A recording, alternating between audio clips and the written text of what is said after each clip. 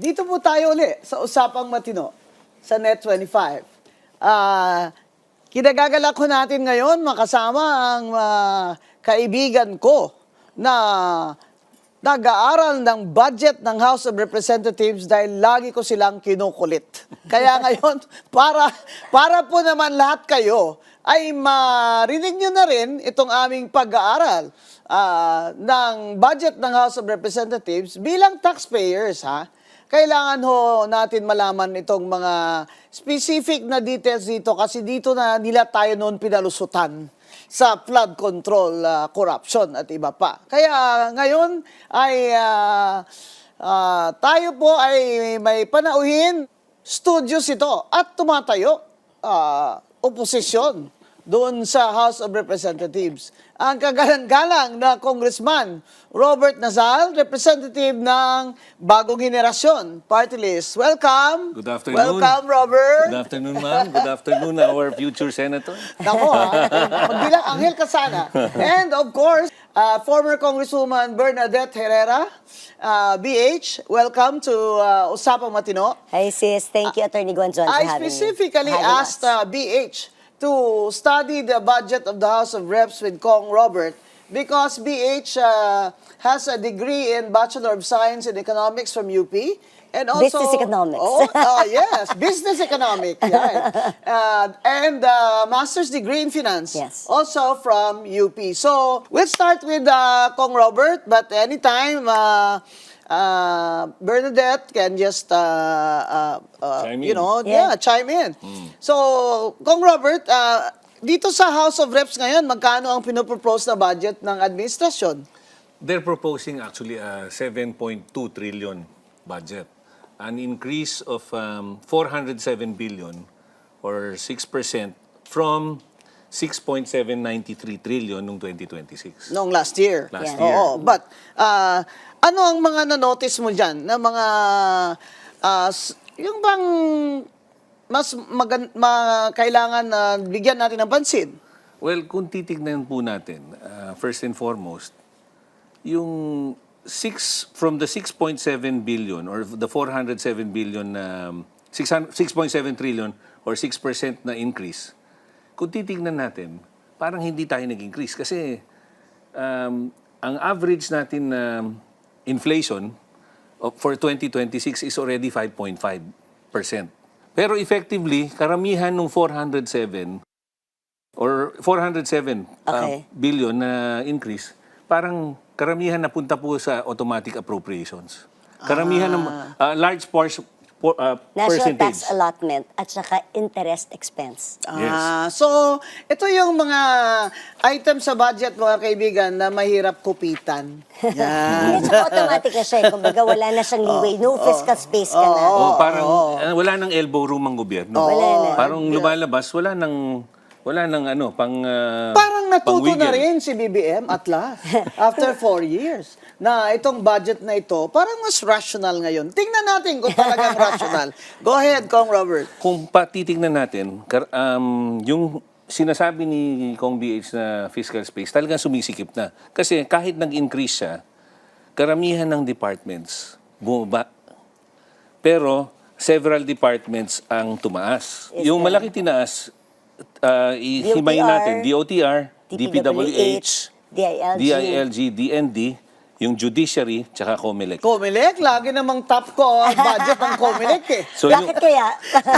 So yung DOTR gained from 136.79 billion from 2026 to 299.53 or a change of 162.74 billion or 119%. Ay, yung Department of Agriculture. Yung Magkano? DA, Ang DA bumaba ang DA. Kaya, bakit bumababa? Precisely. Isa yun sa mga dapat tignan kasi bumaba yung Department of Agriculture considering yung food security is one of the nag-promise, si problems BBM, of the country. sa SONA. Hindi lang yung Oo. DA ang bumaba. Pati yung DAR, pati yung NIA, bumaba, FMR bumaba. So if you're going to look at the food security aspect, how come the budget, the allocation for those decreased? and malaki problema natin dyan if we're going to talk about that. Kasi kausap ko yung DA and they were saying that they're already expecting prices of food to double in 2027. Because of importation. Yes, because we will really need to import because Because we don't have local production, domestic production. Yeah. Oh. We don't have domestic production because if sikip na yung bulsa ng farmers dahil ang mahal ng fertilizer, Yes, walang the price of irrigation, inputs. di ba? So if you, Oo. if you look at this budget, parang nag-increase infrastructure, pero all the social services went down. Tapos sa food production, Went mababa. down also. bababa kasi bumaba ang DA from 185 to 171 or a difference of 14 billion. That's a lot. That's And a lot. then, FMR is half. Unless gusto lang ay alisin yung congressional insertions, baka kaya binabaan nila. Pero anong kapalit nun? Paano yung food production? So yan yung, kasi we were looking at the spread of the FMRs. Anong kamusta yung spread ng FMRs natin Sabihin mo per nga region? ano ang FMR? Farm to Market Road, sorry. Yes, yan Ito daw. yung para maganda yung Bakit kalsada, naman may papunta sa nagsabi mga... na ang bago daw na flood control ay ang farm to market road? Ang, Well, ang right tawag now- po dyan is farm to road to my farm. Road to my farm.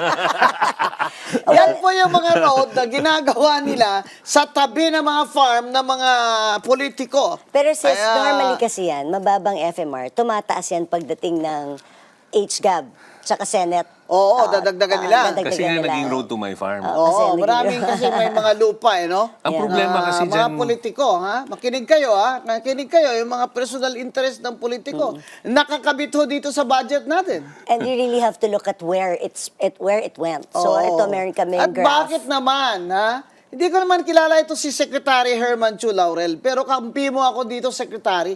Bakit naman bumaba ang DA na ano, ipaglaban mo yan, Secretary Chu Laurel? Bakit? Bakit nyo binaba?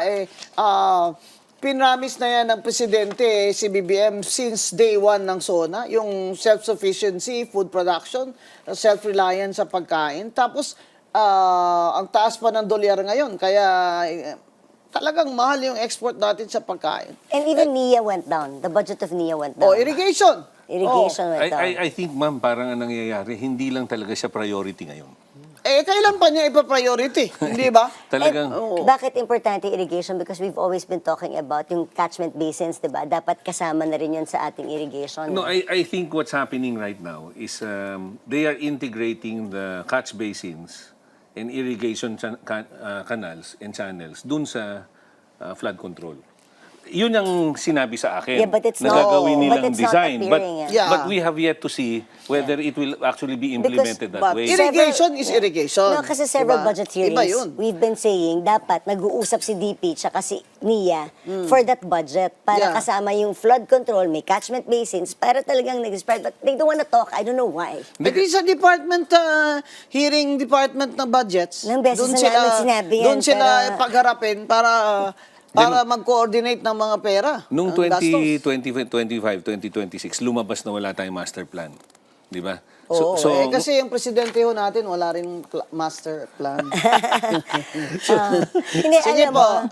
pero tama yung master plan kasi tinitin namin yung needs assessment in terms of saan ba dapat ni farm to market road, dapat yung food production, saan malakas ang crop production natin, And saan yung where- kailangan na ektaryang gawin, Oh, dapat kaya scientific siya. Kaya eh. ba, di ba, dapat kasi may NEDA. Yeah. May Regional Development Council. Ano po ang ginagawa ng Regional Development Council? Hindi po ba dumadaan sa kanilang NEP? At Dapat. bago po ipasok nila yung kanilang mga checklist dyan. Actually, Tapos hindi na sunod yung saka PSA. i-adjust ng mga department agencies bago ipadala sa DBM. Ang proposal nila sa farm to market roads, well, I don't know what their plans actually are. Pero dapat siyempre ang basis nito is yung Needs. yung isasara mo yung yung parang yung loop nung farm to market, yung talagang papunta sa palengke, papunta sa farm, dapat talaga magsara yan. Ang problema in past years dahil nga dun sa road to my farm, hindi natin nasasara yan kasi kung saan napupunta yung budget. Oo, kung saan may housing project. And considering there's politiko, PSA doon naman. dumadaan yung road. Andiyan naman sila PSA to map it out. Meron silang ganyan eh. So, ewan ko ba't di nila And dapat sinusunod. we should be prioritizing also by yung kung saan ang top producing agricultural provinces, yun ang prioritization. Ganun tayo mag-rank ng investment. Or kung may mga bagong areas na for opening, for forestry development, agricultural inputs, yung yung Siya mga kung saan pangit talaga yung mga daan, papunta dun sa crop production areas. yung pangit saka yung wala. Kasi wala. Oo. Kasi, So, mga kababayan, very important ho yung infrastructure sa agricultural development.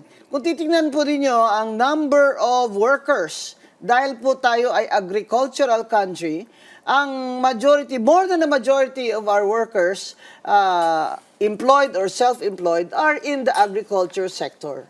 Nasa farms po talaga, whether they are, large fruit farms or small farmers, ang malaking portion ng ating mga manggagawa at mga employed ay sa agriculture sector. Kaya wag na po tayong mag-isip na naglalago po ang Pilipinas kung tayo po ay may rocket ship. Hindi na po ninyo maiisip yon kasi dapat po ngayon, kaya kaming tatlo dito, we are batting for a higher budget for DA. DA is not even among the top 5. Oh, you see? Bakit ganyan? Secretary 170 Herman Chu Laurel. Kung ako sa iyo, magta-tantrum ako, no? Bakit? Why? Secretary Chu Laurel, you are most welcome to phone us if you like, if you want to join our study group. At yun ang isa sa mga tututukan ni Kong Robert sa budget deliberations, dapat taasan talaga yung budget ng Department of Agriculture. Very good. Yeah. Anong nangyari sa aside from DAR, anong pinakamalaki? Ang Siyempre, pinakamalaki. education, DepEd. no? Oo. DepEd, 916 billion ang Oo, DepEd. pero maraming nagtitext sa akin. Tinext ko din yung mga sa DepEd na maraming teachers sa rural areas nag-text sa akin, wala silang silya. Oh. Secretary Sani Angara. Napakalaki ng budget nila. Baka naman ho, yung mga, this time, yung mga walang silya ho, ay papadala na ninyo ng silya. Alam mo, the problem kasi, tinitingnan natin yung disbursement rate eh. Kasi minsan may policy rin syempre ang DBCC na use it or lose it. Oo, siyempre. Pero hindi ko rin maintindihan how they did this for this budget. Kasi ang in-increase nila ng budget is DOTR and DPWH. Pero ang disbursement rate ng DPWH 36%. Ngayon, For 2025. kasi nag-constrict. Kaya po walang construction workers this year. At 2.5 million ang walang trabaho at million pa ang part-time because ang expenditure ng gobyerno sa infrastructure ay pinahold ni Secretary Vince Dizon dahil nga po nasunog na sila. Nakakatroma ho talaga itong pagnanakaw sa flood control corruption. Kaya po, ang knee-jerk reaction ni Secretary Binson, wala na munang ilalabas na pera. O di mali. Mali. Kasi wala nang trabaho mga tao. 1 trillion ang na-FLR. Yun na. 1 trillion. Oo. So the economic activity didn't really reach the grassroots 1 level. trillion ang FLR, which is for later release ng for mga later SARO. release, ang sinasabi nila doon. For later release na pwede ring for no release. Well, na-release ang SARO. Ang problema, nakaipit sa DPWH. Ito yung naging issue ni Congressman Robert Nazal ng budget hearing. Yung SAA naman ang iniipit nila. Ano sa? Special allotment. Allotment. Special allotments, yun yung pag-release na ng that funds are available. Yeah. Na SARO is funds are available already. Pero yung SAA, yan na nagde-determine para si DPWH yun, ibababa sa department niya, ibababa sa kanyang agents, dun sa So ayaw RD nila. or district. So ngayon, dahil napaso na ang DPWH at takot na silang makulong, bisitahin ko kayo uli doon sa sa BGMP. Nandun po nakakulong ang mga engineer, yung mabababa lang ang kanilang mga ranggo doon. Pag mataas yung ranggo nyo, like Secretary Bunuan, nandun po kayo sa hospital arrest. Yan. Yan po ang kaibahan, kaya po mga DPWH ngayon ay ayaw nang gumalaw o magbaba ng pera nila sa projects. That's the reason why nag-constrict ang construction sector. Marami ho talaga sa ating mga maralitang Pilipino ay nasa construction work. So, yan po ang dahilan kung bakit tumaas ang 2.5 million ang walang trabaho at more millions na ang hindi full-time ang trabaho. Kaya bakit naman po yung DOTR ay tumaas? Well, alam mo, ever since. Sige, Echoing on yung sinasabi niya, actually parang nakakapagtaka nga na sila ang nakakuha ng pinakamalaking increase considering na yung DOTR, ang kanyang absorptive capacity or yung kanyang disbursement rate is DOTR 52.7%. Ang obligation rate niya is 89.7%. Pero hindi nila nadidisperse. Oh, ang nadidisburse lang niya is 52.7%. DPWH, obligated was around 80%, pero disbursement was 36%. So, ang ganda na in-increase mo si DPWH and DOTR, but ang tanong, Ang can they implement it? Ito ba yung DOTR? Ito ba yung in charge sa mga trend? Yes. Airports. Bakit hindi nyo na po ipagawa yung mga trend para maibsan naman ang traffic? Wag na po yung mga rocket ship, trend na lang. Trend na lang. Hindi Ito nga yung natin baba matapos. ng absorption or rate nyo. Siyempre, lahat ng mababatas na siyang may power of the purse, kung ako din, itatanong ko, ba't kayo hingi sa akin ng dagdag? Hindi mo nga nagastos ang kalahati. Although sis, since time immemorial, laging, ganun na sila. Since time immemorial, laging mataas ang DOTR sa NEP. Pero kinakat ng Congress at ng Senate, inilipat sa iba. Tinatanggal yung right of way, tinatanggal yung... Basta yung tinatanggal nila yung mga payments of right of way. Doon kasi nagpa-park parang karamihan ng pondo. Parking! Ayan, pag-usapan natin. So, hindi ko ngayon alam if magiging parking ba itong pag-increase na to. Pagka in-observe mo yan from before, NEP nila laging mataas. Pero pag Okay. in-approve mo ang GAA, mababa. Kung BH, ano ibig sabihin ng parking? So, dun muna naglalagay ng pondo para yun yung elbow room para pwedeng kumuha ng budget for other purposes naman ng House of Representatives and Senate. Siyempre, sis, hindi naman rubber stamp ang House of Representatives and Senate. Oo. Pero pag may nakita kaming lump sum, talagang ikakat-kat namin yan. Kasi as right of way, you have to prove to us Oo. na may mga court cases na yan na ready to pay. Otherwise, masasayang yung pera. Oo. Diba? So, yun ang- binobloat nila pala. Para yun ang gagawin nilang parang kitty. Para sa... Alkansya. Doon sila maglilipat. Doon nila tatanggalan. Iba para naman po ilipat. yung parking sa sa mga husgado. Dito, ang Ganun parking, yung pondo, binalagay lang sa isang department para doon na sila kukuha later, di ba? Not necessarily one department. Meron tayong mga Several. pension and gratuity funds. Yung may MPBF. MPBF. Oh, Yan ang mga yan yung usual. dinidiscuss nung ni Budget Tino, hearing. ni Congressman Tino the other. Pension and the other- gratuity, dapat na-compute na nila yan. Precisely, but it's always mataas ang sa NEP, pero mababa ang GAA. So, alam mo na doon kinukuha para, syempre gusto nilang iwanan ng elbow room ang House of Representatives and Senate para yung priority programs din. Kasi syempre, kunwari kami sa bagong henerasyon, meron kami mga gustong lagyan ng mga pondo, like pondo para sa pangnegosyo ng mga kabataan, ng solo parents. So, yan ang naghahanap kami talaga, ito, lump sum, tanggalin natin dyan. Minsan may double appropriation, multiple appropriation, yun ang dapat mo tinatanggal para meron kang elbow room, ilagay sa mga gusto naming paglagyan ng mga programs na dapat nandoon dahil hindi inaproban ng DBM. Yun nga yung ginawa nila before, di ba? Kaya nga lumaki yung unprogrammed appropriation. Unprogrammed accounts, di ba? So Program parang funds. nagtanggal sa program kasi gusto nilang ilagay yung kanilang sarili na punta lahat sa unprogrammed yung katulad ng mga trend. Nilagay lahat doon sa unprogrammed. So yung sa right of way, Nilagay lahat sa unprogrammed. na program, yung mga pangbayad sa foreign assisted. Yan yung mga normally pinagkukunan. So Right parang of way, sumobra MPBF, naman. Kaya foreign nila- assisted. Kaya lumobo yung unprogrammed para yung agenda ng kung sino man mailagay doon sa program. Ngayong taon na ito, for next year, magkano ho hinihingi ng administrasyon sa unprogram? Well, I'm happy na nag-decrease siya. Malaki yung binaba. 111 na lang. ang Compared to unprogrammed last year, magkano? Last year was 243. Basta 200 plus yung unprogrammed Di appropriations of last ba year. doon kinuha noon ang ilang projects na naging That's ghost? 2025. 2025, election 2025. year. Election year 2025 was really high, nasa mga 700. Tapos, 155 doon went to DPWH. Then 80 of that went to flood control. 80 billion went to flood control. of Siyempre unprogrammed. pa, ang speaker noon ay si Martin Romualdez, who was aspiring to be the successor of President Bongbong Marcos.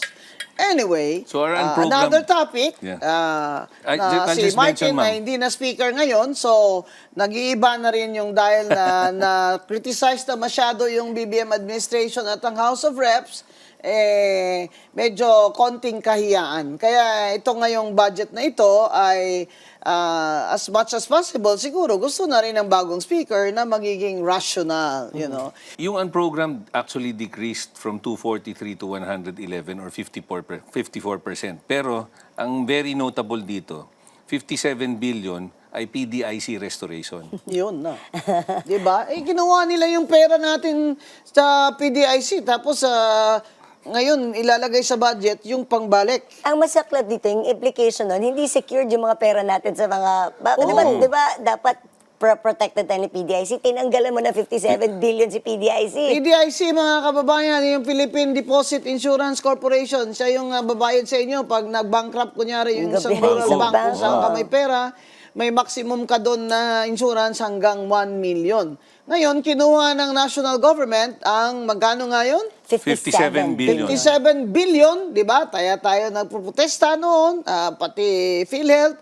57 billion kinuha niya, pinapasole, ang isusoli niya, kukunin niya rin sa ating taxes. Oo. Tapos unprogrammed pa, hindi pa man priority. Oo. Dapat priority, dapat siya nasa programmed. So, ibig sabihin, kung wala tayong raise, Walang na ano, revenue, Non-tax, kumbaga, kung non-tax. walang bagong revenues Non-tax.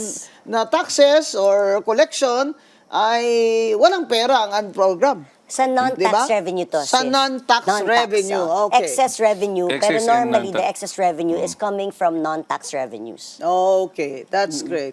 Ang ganda ng usapan natin ngayon, kahit na puro numero, ay na-explain talaga ng ating mga bisita kung ano yan, para saan yan, ato ang kulang, ano ang sobra. Kaya huwag kayong aalis, mag-water break lang kami saglit. Huwag kayong aalis, babalik ang Usapang Matino